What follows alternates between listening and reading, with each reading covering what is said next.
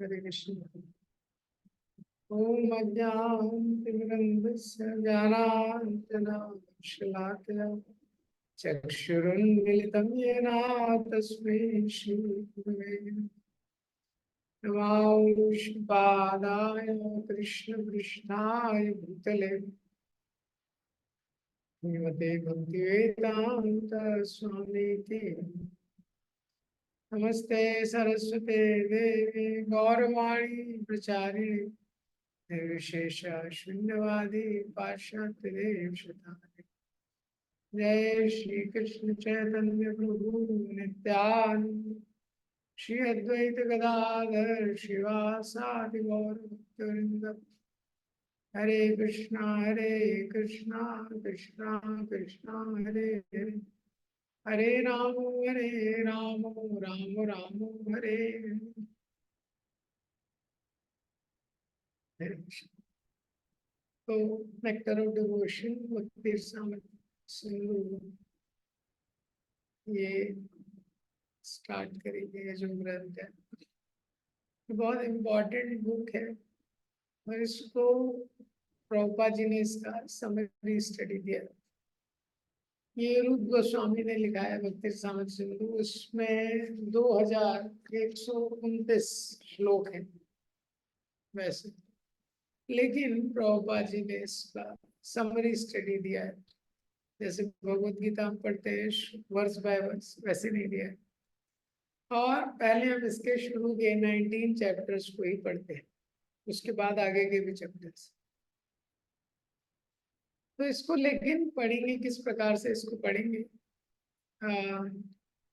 पहले इसका स्टडी करेंगे, जैसे एक बार, फिर दूसरी बार, फिर तीसरी बार प्रैक्टिकल, 3 बार कंप्लीट करने पे पूरा कंप्लीट होगा। तो प्रभुपाद जी ने जो दिया, इसको पढ़ने में कैसा है कि आप लोगों के पास जो पीडीएफ डाला हुआ है, इंग्लिश में भी है हिंदी में भी है, तो उसको आप डाउनलोड कर सकते हैं, प्रिंट आउट निकाल सकते हैं उसको। उसके बाद जिस भी चीज का डिस्कशन करेंगे, इसमें कॉन्सेप्ट्स हैं, बहुत सारे कॉन्सेप्ट भक्ति रसायन में दिए गए। ये बहुत महत्वपूर्ण बुक है। ये बुक महत्वपूर्ण है समझने के लिए भक्ति की साइंस को। भक्ति का साइंस जब उनको पता रहता है कि हर चीज एक विज्ञान है, तो कम कंफ्यूजन रहता है। ये डेफिनेशंस का बुक है, किस चीज की क्या डेफिनेशन है, क्या इम्पोर्टेंट है, डिस्टिंक्शन क्या है। तो इसलिए प्रभुपाद जी ने बोला भी है एक बार कि law book of ISKCON devotion के बारे में बोला, एक कन्वर्सेशन। तो ये बहुत इम्पोर्टेंट बुक है। भक्ति रस, जो रस है उसके बारे में बताती है। तो आज इसके प्रीफेस का चर्चा करेंगे। प्रीफेस के पहले इसके आप, तो जिस जिस भी चीज पे चर्चा करेंगे, इसमें आपको थोड़ा पढ़ाई करना पड़ेगा, तो आपको समझ में आएगा। फिर एक बार कंप्लीट कर, एक बार मेरे ख्याल से 25 क्लास में आराम हो जाना चाहिए कंप्लीट, 25 से 30 क्लास में। फिर एक बार दोबारा करेंगे। तो अगर आप उसको साथ में पढ़ेंगे तो आपको समझ में आएगा, इसका कॉन्सेप्ट थोड़ा थोड़ा अंदर जाएगा। नहीं पढ़ेंगे तो नहीं पढ़ेंगे। अगर एक बार उसका साथ में स्टडी करेंगे, तो पहली रीडिंग के बाद जब दूसरी बार ये पढ़ेंगे तो और थोड़ा डिटेल में समझ में आएगा। तो तीसरी बार प्रैक्टिकल एप्लीकेशन, ऐसे 3 सेटिंग्स में पूरा नेक्टर ऑफ डिवोशन जो है वो कंप्लीट होगा 70-80 क्लासेस में टोटल। पहला 30 क्लासेस में हो जाएगा। तो इसके चैप्टर्स के नाम देख सकते हैं। इसके बाद स्टार्ट करें। इसमें क्या दिया है, प्रीफेस। प्रीफेस में बताया है ऑथर के बारे में, बुक के बारे में। उसके बाद भक्ति रसामृत सिंधु, भक्ति रस क्या होता है इसके बारे में बताया। फिर इंट्रोडक्शन। इंट्रोडक्शन में प्योर डिवोशनल सर्विस, शुद्ध भक्ति किसको बोलते हैं उसकी परिभाषा दी गई। फिर तीसरा चैप्टर है characteristics of pure devotional service, तो जो शुद्ध भक्ति है उसके 6 लक्षण होते हैं, वो कब कब प्रकाशित होते हैं ये बताया गया। उसके बाद फर्स्ट स्टेजेस ऑफ डिवोशन, फिर eligibility of candidate for your devotional service, 5th chapter जो भक्ति के लक्षण है उसको एक्सप्लेन किया गया है। Devotional service surpasses all liberation, मोक्ष लघुता, प्योरिटी ऑफ डिवोशनल सर्विस। जैसे डिवोशनल सर्विस की भक्ति तो है, लेकिन भक्ति कैसे कैसे शुद्ध होती है, भक्ति को कैसे करना है, how to discharge devotional service, और डिवोशनल सर्विस के रिगार्डिंग जो प्रिंसिपल्स हैं, अपराध, offences to be avoided, further considerations of devotional service, 5 potent forms, जो 64 अंग है उसमें से 5 प्रमुख अंग ये, और डिवोशनल क्वालिफिकेशंस, फिर स्पॉन्टेनियस यानी रागानुगा भक्ति, उसके बारे में बताया गया। फिर रागानुगा भक्ति, भाव भक्ति, प्रेम। तो जो प्रीफेस है, सबसे पहले आप जो देखेंगे हिंदी में देख लीजिएगा क्या होता है। प्रीफेस है, इंट्रोडक्शन है, फिर पहला चैप्टर शुरू है। तो प्रीफेस में टोटल लगभग 13 पैराग्राफ है। शुरू के 5 पैराग्राफ में इंट्रोडक्शन दिया है रूप गोस्वामी का, रूप गोस्वामी का। उसके बाद 6 से लेके 8 तक भक्ति रस और मंडेन रस, जो रस होता है और जो भौतिक रस होता है उसके बीच में अंतर बताएगा। फिर 9 से लेके 12 जो पैराग्राफ है उसमें बताया है कि हर जीव के अंदर प्रेम करने की वृत्ति है, लविंग प्रोपेंसिटी है। तो वो जो प्रेम करने का भाव है हर जीव के अंदर, उसका विस्तार कैसे ये होता है। और 13th जो पैराग्राफ है उसमें प्रभुपाद जी ने जयानंद प्रभु ने इसके प्रकाशन में डोनेशन दिया था, तो थैंक यू। तो प्रभुपाद जी ने बोला था कि ये जो नेक्टर ऑफ डिवोशन है ये इस्कॉन की लॉ बुक होगी। प्रभुपाद जी ने बोला था कि मेरी जो बुक्स हैं ये लॉ बुक रहेंगी अगले 10,000 साल के लिए। ये जो बुक है बहुत महत्वपूर्ण बुक है गौड़ीय वैष्णवों के लिए। इस बुक में प्रभुपाद जी ने भक्ति रस क्या है उसको समझाया। भक्ति क्या होती है इसके बारे में बहुत कंफ्यूजन रहता है, क्या चीज भक्ति है क्या नहीं है, डेविएशन क्या है। भक्ति सिद्धांत सरस्वती ठाकुर ने एक किताब लिखी है उसमें वो एक्सप्लेन करते हैं कि उन्होंने 100 चीजें एक्सप्लेन की हैं जो भक्ति नहीं है, भक्ति जैसी लगती है लेकिन भक्ति नहीं। ऐसे एक उन्होंने बुक लिखी है, क्योंकि उनके प्रणति मंत्रा में आता है रूपानुगा विरुद्ध विरुद्धाभा सिद्धांत द्वांत हारिणे। रूप गोस्वामी के विरुद्ध जो भी सिद्धांत है उसको नष्ट कर दे। ये बुक लिखने के पीछे प्रभुपाद का मेन कॉन्सेप्ट क्या था। प्रभुपाद का ये विश्वास था कि एक बार जो भक्ति रस है जब वो किसी भक्त के हृदय को स्पर्श करता है तो वो इम्पर्सनलिज्म, मायावाद और सेंस ग्रेटिफिकेशन इसमें गिरेंगे नहीं। ये 3 चीजें, 3 चीजों का डर है। क्या? इम्पर्सनलिज्म मीन्स निराकारवाद। तो कई बार व्यक्ति निराकारवाद, भगवान का कोई स्वरूप नहीं है ऐसा मानने लगता है, ये भी एक डेविएशन है। कई बार मायावाद, मायावाद मतलब उसको लगता है कि हम भी भगवान है, जो जीव है वही भगवान है। ये भी एक डेविएशन। तीसरा, इंद्रिय तृप्ति। तो भक्ति रस का अनुभव ना करने के कारण ये 3 चीजों में व्यक्ति गिर जाता है। जैसे राधानाथ महाराज एक लेक्चर में बोलते हैं, when you don't get the real thing you become attached to something having any semblance of the real thing। जब आपको वास्तविक चीज प्राप्त नहीं होती है तो क्या होता है, जो भी उससे मिलता जुलता रहता है आप उसको ही पकड़ लेते हो। अब जैसे आपको ओरिजिनल दूध नहीं मिलेगा अभी आज की डेट में, तो ठीक है वो पैकेट वाला अमूल का जो मिल रहा है वो दूध नहीं है, कुछ तो है, लेकिन लोग उसको ही पिला देते हैं बच्चों को, यही पी ले। इसी तरह जब भक्ति रस का अनुभव नहीं करता है तो फिर नीचे कहीं ना कहीं अटकता है।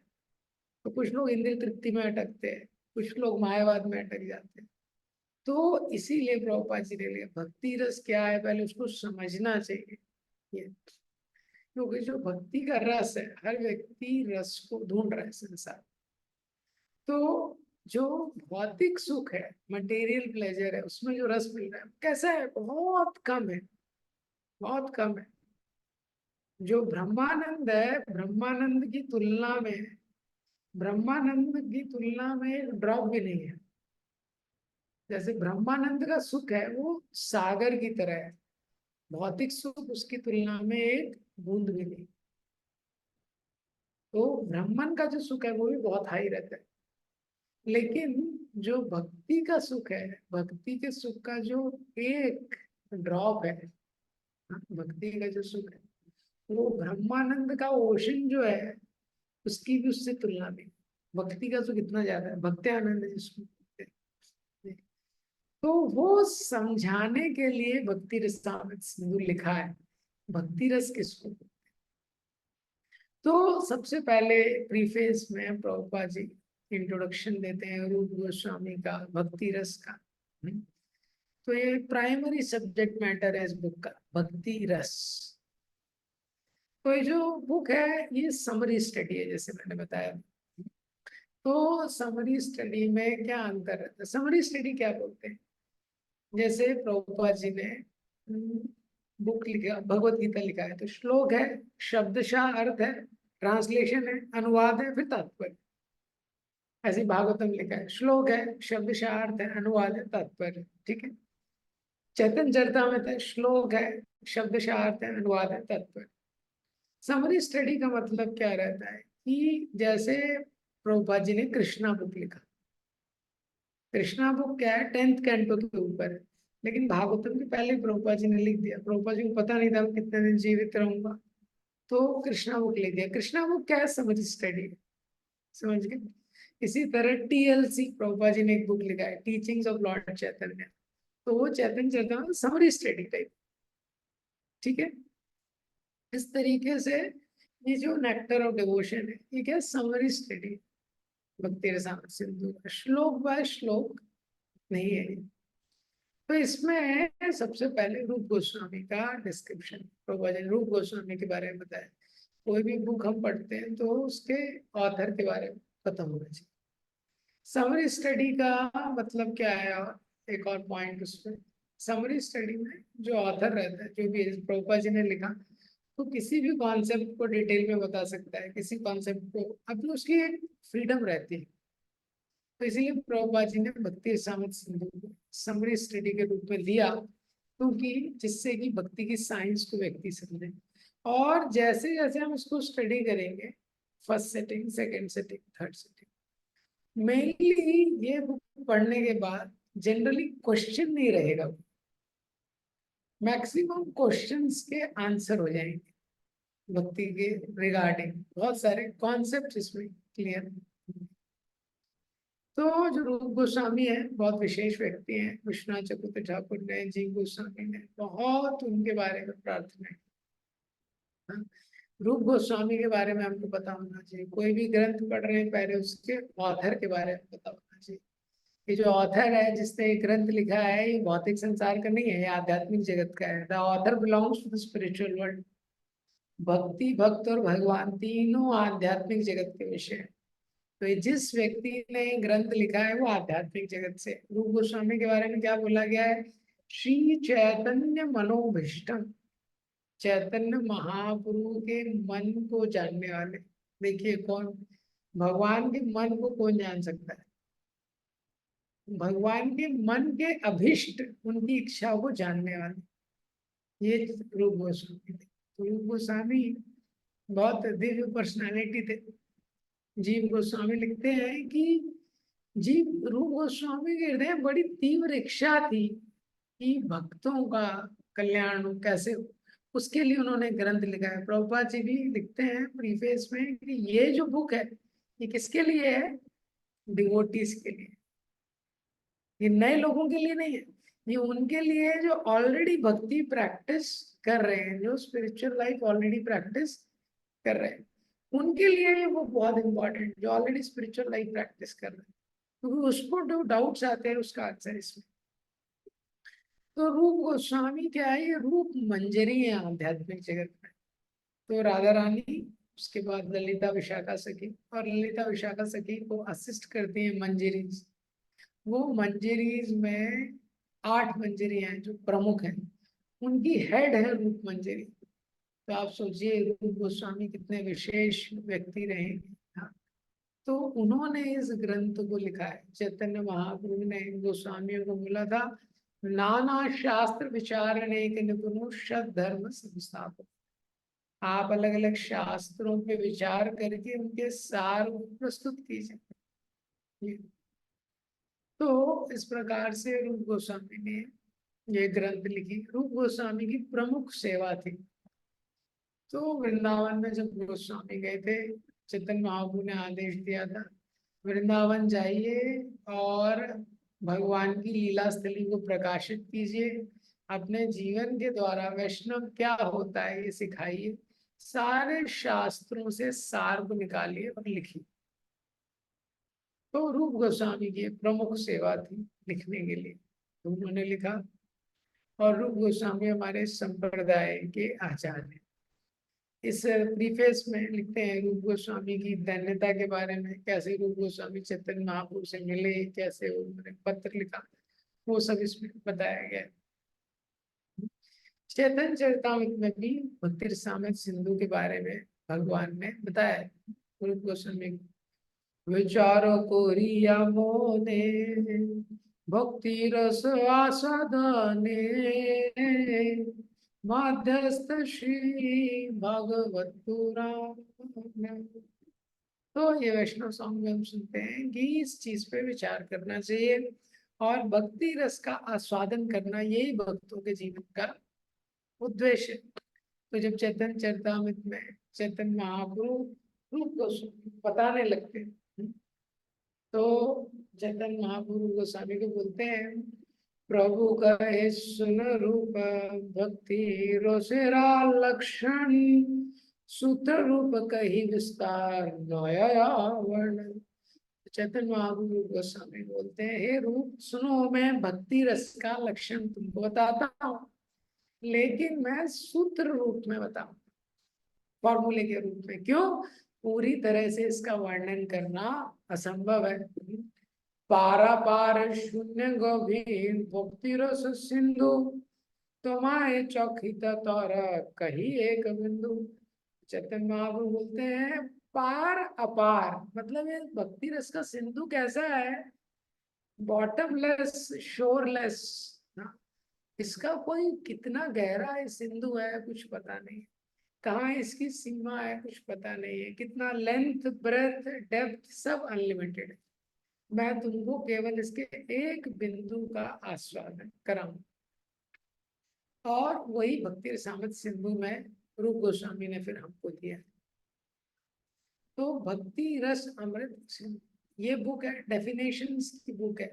हमारे लोगों को परिभाषा जानना महत्वपूर्ण है। जब परिभाषा जानते हैं तो फिर कंफ्यूजन नहीं रहता है। भक्ति क्या है, प्रेम क्या है, भाव क्या है, भाव भक्ति किसको बोलते हैं, प्रेम भक्ति किसको बोलते हैं, ये सब क्लियर हो जाता है।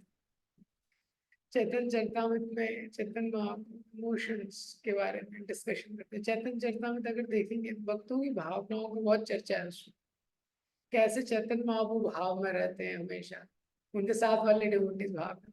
तो एनओडी जो नेक्टर ऑफ डिवोशन है भक्ति रसामृत में, भाव को एनालाइज करता है।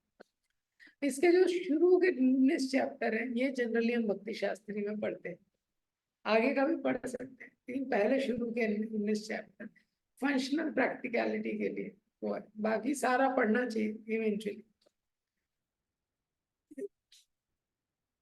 तो इस बुक में प्रभुपाद जी ने एक्सप्लेन किया है भक्ति रस के बारे में, भक्ति रस कैसा होता है। तो रूप और गोस्वामी को चैतन्य महाप्रभु ने पर्सनली इंस्ट्रक्शन दिए। रूप गोस्वामी को 10 दिन दशाश्वमेध घाट में, सनातन गोस्वामी को 1 महीने, ठीक है। रूप गोस्वामी ने चैतन्य महाप्रभु से शिक्षा प्राप्त करने के बाद बहुत सारे दिव्य ग्रंथ लिखे हैं। उन्होंने उपदेशामृत लिखा है, भक्ति रसामृत सिंधु लिखा है, उज्ज्वल नीलमणि जो माधुर्य रस का वर्णन करता है वो लिखा है।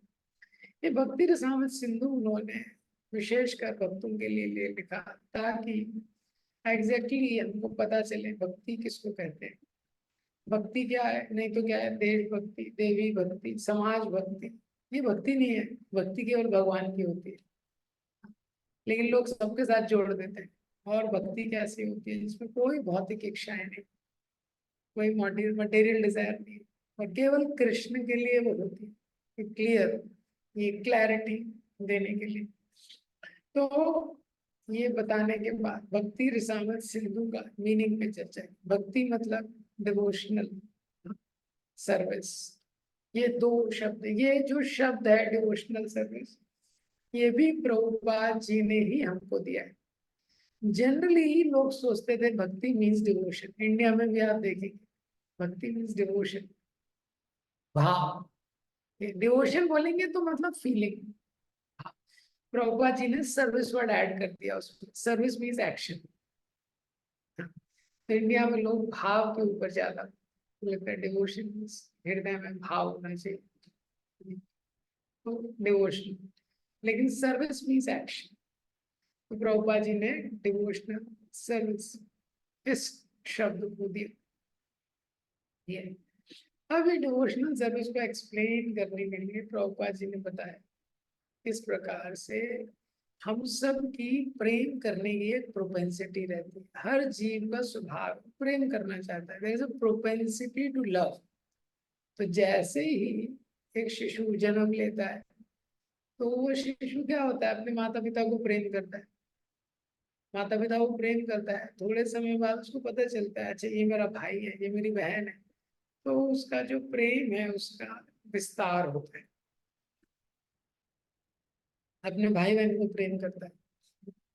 फिर धीरे धीरे उसको पता चलता है अच्छा ये मेरे समाज है, समाज में खिलने जाता है, मित्र बनते हैं, मित्रों से लव करना शुरू करता है, एक समाज से, समाज के बाद कम्युनिटी से, देश, नेशन से।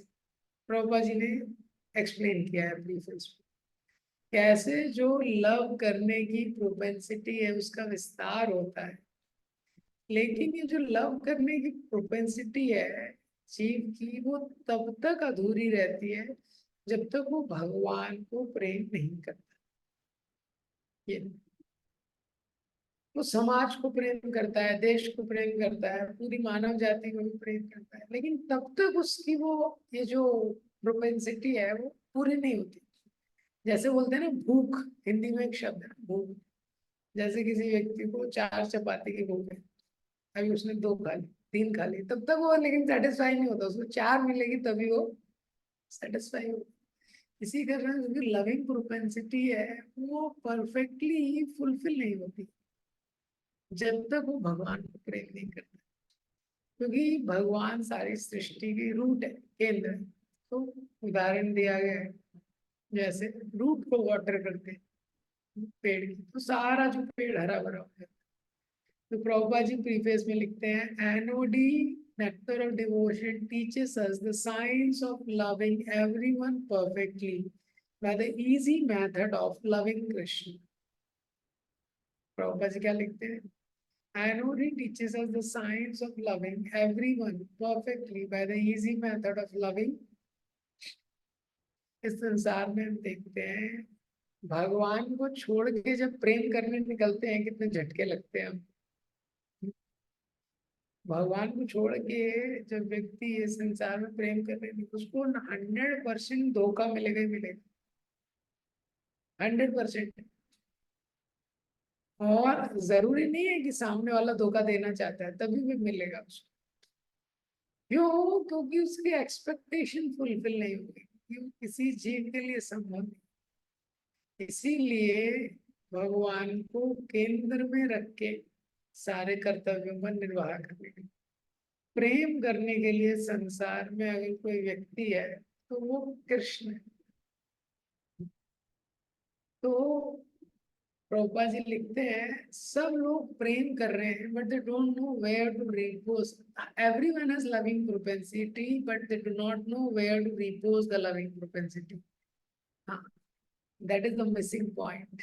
मिसिंग पॉइंट क्या है? सब लोग प्रेम करना चाहते हैं, प्रेम की आवश्यकता है, सब प्रेम की आवश्यकता है ना, लेकिन किसको प्रेम करना ये पता नहीं. तो वो क्या है ना, वो टारगेट गलत हो जा रहा है. कभी यहाँ लगता है कभी वहां लगता है, वो मेन टारगेट पे नहीं. वो लविंग प्रोपेंसिटी कहाँ वो करना. तो वो मिसिंग पॉइंट है. प्रभुपाद जी बोलते हैं मिसिंग पॉइंट क्या है. मिसिंग पॉइंट क्या है? Missing point Krishna. Missing point. तो कृष्ण को प्रेम करना इम्पोर्टेंट है. वो जो लविंग प्रोपेंसिटी है वो कब कंप्लीट होगी? When we learn to love Krishna. तो भगवान को प्रेम करेंगे तो कैसे कंप्लीट होगा? Because Krishna is the root of all existence. क्योंकि भगवान सारी सृष्टि का मूल है, मूल है. तो उनको जब प्रेम करेंगे तो नेचुरली सबको प्रेम. क्योंकि वो एक व्यक्ति सबसे संबंधित है. देखिए ये संसार में किसी को प्रेम करते हैं तो उससे संबंधित जो व्यक्ति है उसमें भी प्रेम का विस्तार होता है ना. जैसे किसी व्यक्ति का एक व्यक्ति से शादी हो गया, एक पुरुष और स्त्री का शादी हो गया, तो वो पत्नी से प्रेम करता है. अब पत्नी के माता पिता है, उसको भी मम्मी पापा बोलता है, यही बोलता है ना. अब पत्नी का भाई है, उससे भी उसका एक कनेक्शन रहता है. पहले उतना क्लोज कनेक्शन नहीं था. उसकी बहन है, उससे भी कनेक्शन हो जाता है. करेक्ट. तो एक स्त्री को वो प्रेम करने लगता है तो उससे संबंधित लोग जो उससे कनेक्शन होता है. अब उसके भाई की सपोज कहीं शादी हो, पत्नी है उसका भाई है, उसके भाई की कहीं शादी हो, वहां भी कनेक्शन जुड़ गया. करेक्ट. तो कौन एक ऐसा व्यक्ति है जो सबसे संबंधित है? कौन है ऐसा व्यक्ति? वो कृष्ण. तो जब हम कृष्ण से प्रेम करना शुरू करते हैं तो लविंग प्रोपेंसिटी वो सबसे संबंधित है. वो सबसे संबंधित ये सारे जीव जंतुओं से भी संबंधित है. तो हम सबको प्रेम करना सीख जाते हैं. ये पॉइंट.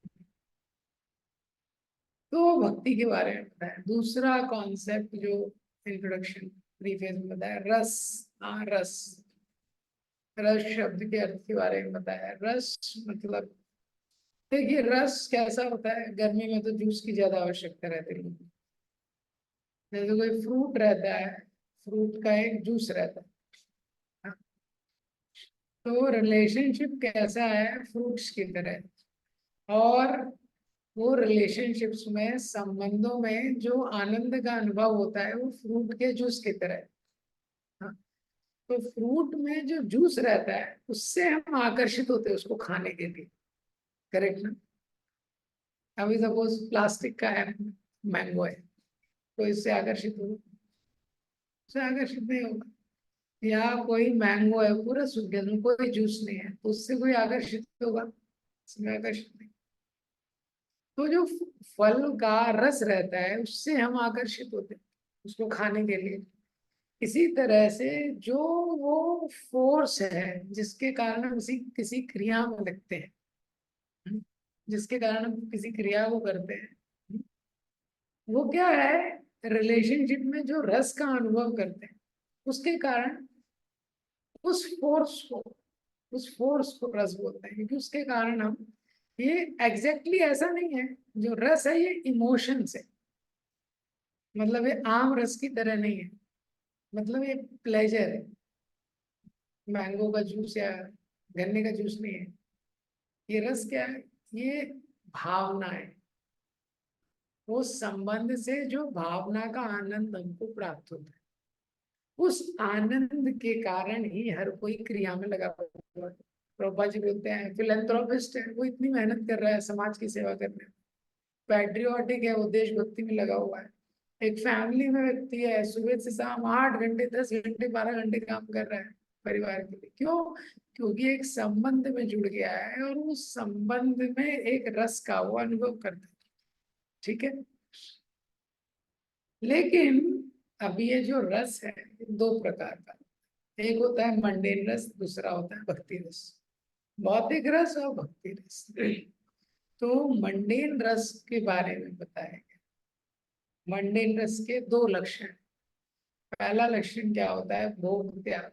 दूसरा लक्षण क्या होता है? कि चपल सुख, ये फ्लिकरिंग रहता है। भक्ति रस तो भौतिक रस क्या है? ये संसार के संबंधों में जिन रस का अनुभव करते हैं, भौतिक रस। संसार में जो भी इंजॉयमेंट का अनुभव करते हैं, भौतिक रस।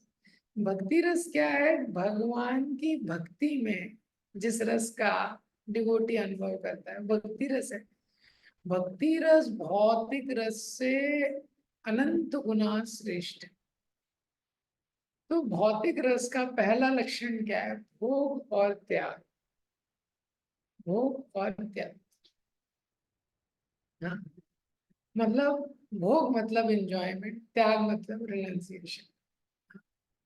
तो भोग और त्याग, तो जीव कभी कभी भोग करता है, भोग करने के बाद लेकिन थक जाता है, तो तकलीफ हो जाती है, फिर तब त्याग कर देता है। हाँ, जैसे कोई प्रसाद खाता है, आपने देखा ना, लोग भोजन खाते हैं, कभी भोजन नहीं मिला सब,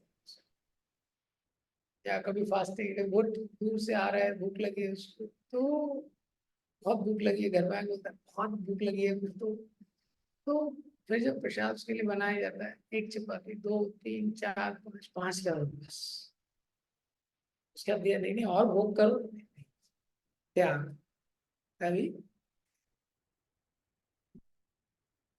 जैसे बड़ा फीस्ट हुआ, उसको गुलाब जामुन खिलाया, गुलाब जामुन उसका फेवरेट है, सोचा था और मिलेगा कि नहीं, लेकिन अगर किसी फीस्ट में बोला अनलिमिटेड गुलाब जामुन है, हाँ, एक, दो, तीन, चार, पाँच, छह, सात,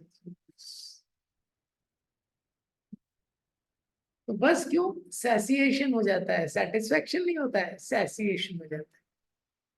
तो बस, हाँ। तो वो क्या, ये भौतिक संसार का, भौतिक रस का एक स्वभाव, वो किसी भी भौतिक संबंधों में भी, भौतिक वस्तुओं में, भौतिक विषयों में, यही मटेरियल एंजॉयमेंट मतलब लॉ ऑफ डिमिनिशिंग रिटर्न्स।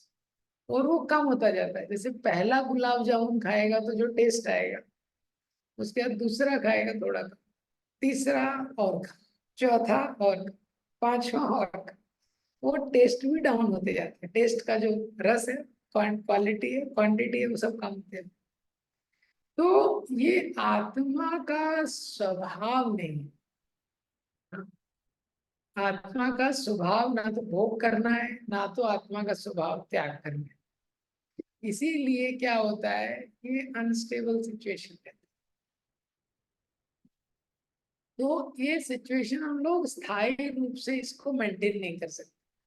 इसलिए हम लोग देख सकते हैं कि भौतिक रूप से हम लोग ये चीजें मेंटेन नहीं कर पाते।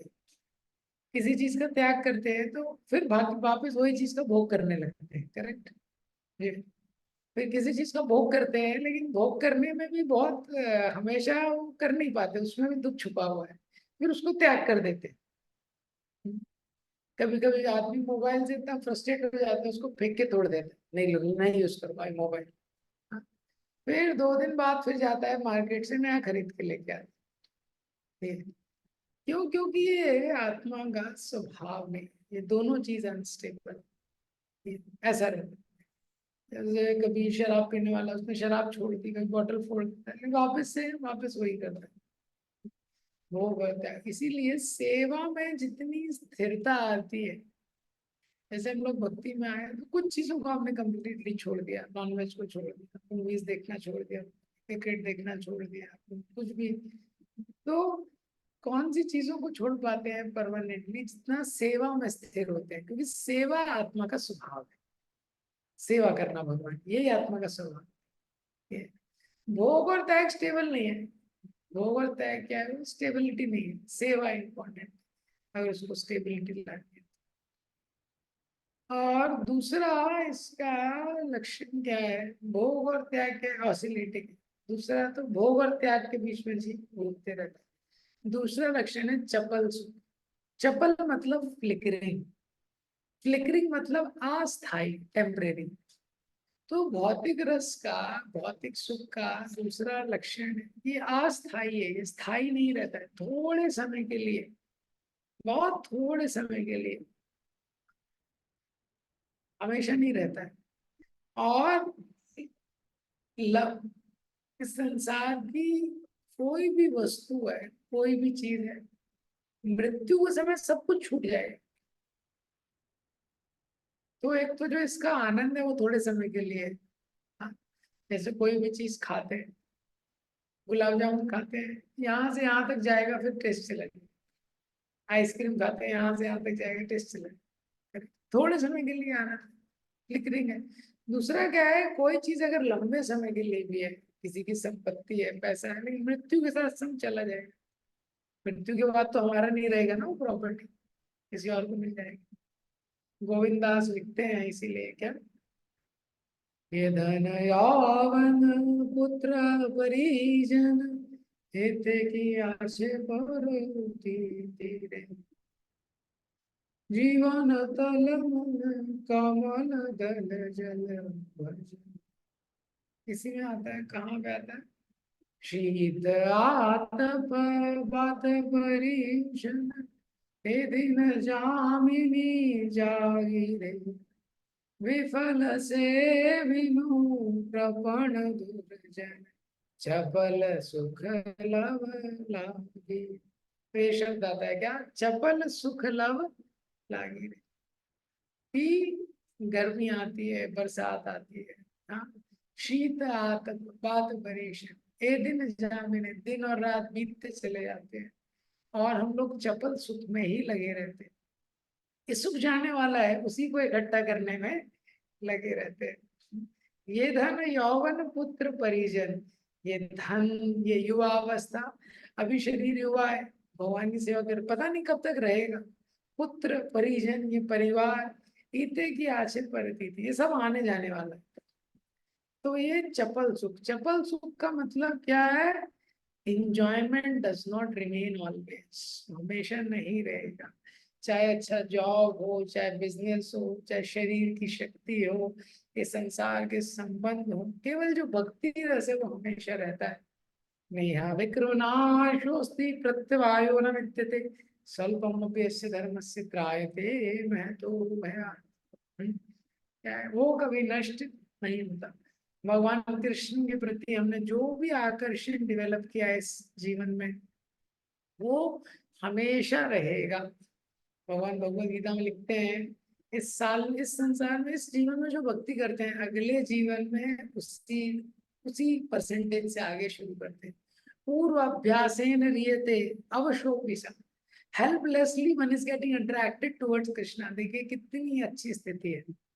ये जीवन में भगवान प्राप्त नहीं भी हुए किसी को, लेकिन जितना प्रामाणिक रूप से प्रयास करेंगे तो अगले जीवन में जो जन्म होगा तो क्या होगा, helplessly one will be attracted towards Krishna. ये कितनी अच्छा स्थिति है। अभी we are helplessly attracted towards sense gratification, कितना अंतर। तो भक्ति करेंगे, जितना भक्ति करेंगे वो कभी लॉस नहीं होगा। ये तो हम सब लोगों का, हर एक जीवात्मा के अंदर एक इच्छा है कि हम लोग चाहते हैं शाश्वत आनंद और शाश्वत इंजॉयमेंट। ये शाश्वत आनंद की इच्छा है, ये आत्मा का स्वभाव। ये हम केवल शाश्वत चीजें नहीं चाहते हैं, शाश्वत आनंद। कोई भी संबंध है तो इच्छा क्या होती है, शाश्वत संबंध, ये हमेशा रहना चाहिए। इसीलिए ये संसार में हमेशा भय बना रहता है, संबंध कब टूट जाएगा, कब टूट जाएगा। क्यों, क्योंकि वो व्यक्ति हमेशा रहेगा नहीं। करेक्ट ना, कोई भी व्यक्ति वो हमेशा रहेगा नहीं, तो हमेशा डर रहता है। लोग पूछते रहते हैं कैसे, वो सब ठीक है कि नहीं है। इस तरीके से, क्योंकि इस संसार की वस्तु, व्यक्ति, सब कुछ, स्थान, सब चला जाएगा। लेकिन जब हम भगवान की सेवा में लगते हैं, भगवान की प्रति भावना उत्पन्न होती है, वो शाश्वत है। भगवान शाश्वत है, भगवान के साथ हमारा संबंध शाश्वत है। अगला जन्म लेंगे तभी भी वो रहेगा। लेकिन हम वो ये भूल चुके हैं, और वो भूलने के कारण वही भावनाओं को, भगवान को छोड़ के इस संसार में हर जगह लगाते हैं। इसीलिए योग, भक्ति योग क्या है? योग मतलब कनेक्शन। भगवान बोलते हैं कनेक्शन तुमने गलत जगह लगा दिया, ये कनेक्शन तुमको मेरे से जोड़ना है, बाकी सब लोगों को मेरे रेफरेंस में देखना है, भगवान के रेफरेंस में। तो इस प्रकार से भक्ति रस को एक्सप्लेन करते हैं। और अमृत, जो भक्ति रस है, ये अमृत मतलब इटर्नल, हमेशा रहता है। अमृत का मतलब जो टेस्ट में भी अमृत की तरह है, अमृत के लिए। और अमृत मतलब जिसकी मृत्यु नहीं, तो मृत्यु के बाद भी, भौतिक शरीर के जाने के बाद भी भक्ति रस रहता है। भक्ति जो है वो हमेशा स्टेबल रहती है, इटरनल। और भक्ति करने के बाद हमारा जो नेक्स्ट लाइफ है वो भी स्पेशल रहती है। तो इसके बारे में इसमें बताया भक्ति सामत सिंपल। हरे कृष्ण। तो आप लोग इसका इंट्रोडक्शन पढ़ सकते हैं, कल इसके इंट्रोडक्शन को डिस्कस करेंगे, आज प्रीफेस को डिस्कस किया। श्री प्रभुपाद।